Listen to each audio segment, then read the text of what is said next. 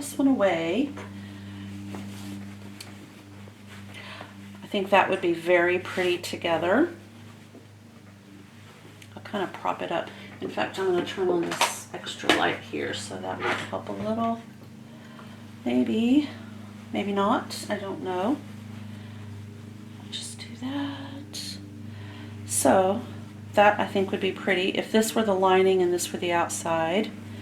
This, I don't know, I feel like this, okay, so it has been decided. I'm going to use the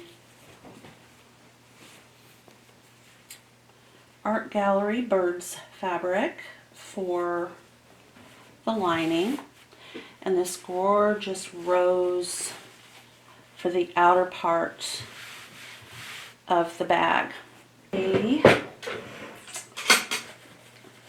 These are things that I drew, but they're kind of scratch paper. I don't like them. All right, so, and yes, I know it's a friction pen, and this problem. Okay, so we have to decide how big we want the basic height of our little basket.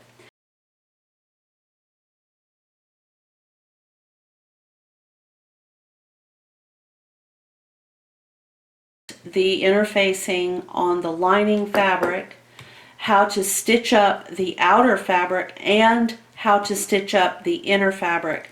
They're both almost identical with one exception, and that is that there's an opening in the side of the lining fabric that you turn the whole thing through. Now that is optional because there's another way, but I'm thinking that's the way I'm going to do it because the interfacing is cut smaller,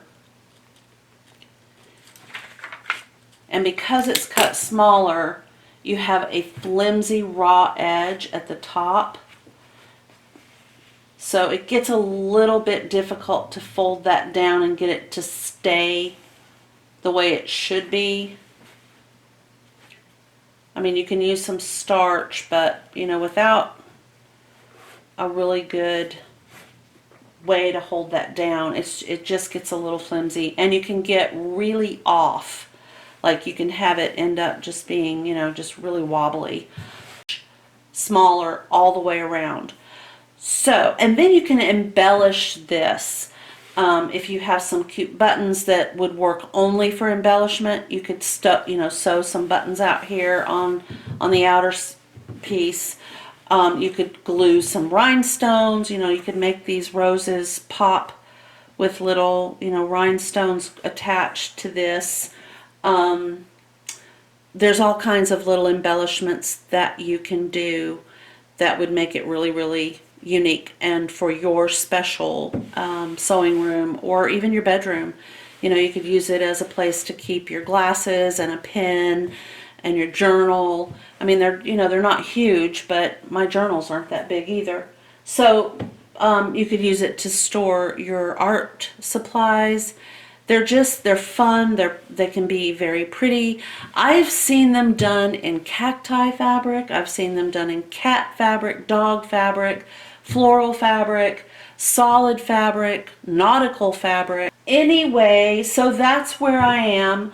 These are the supplies. I will put everything that you're going to need, and then a few extras like embellishments.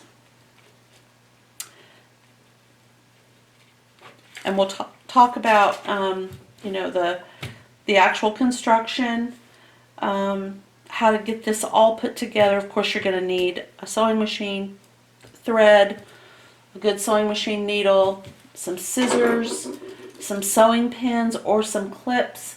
On this particular project, I found that the clips work a lot better than pins. That's just my personal preference. But here's the thing, if you don't have actual clover clips or whatever these are, I don't remember what brand mine are, you can use office binder clips or hair those hair clips that snap, you know, those things. But I am just saying that I found these to be the preferred method for me. And I honestly never thought I would be saying that.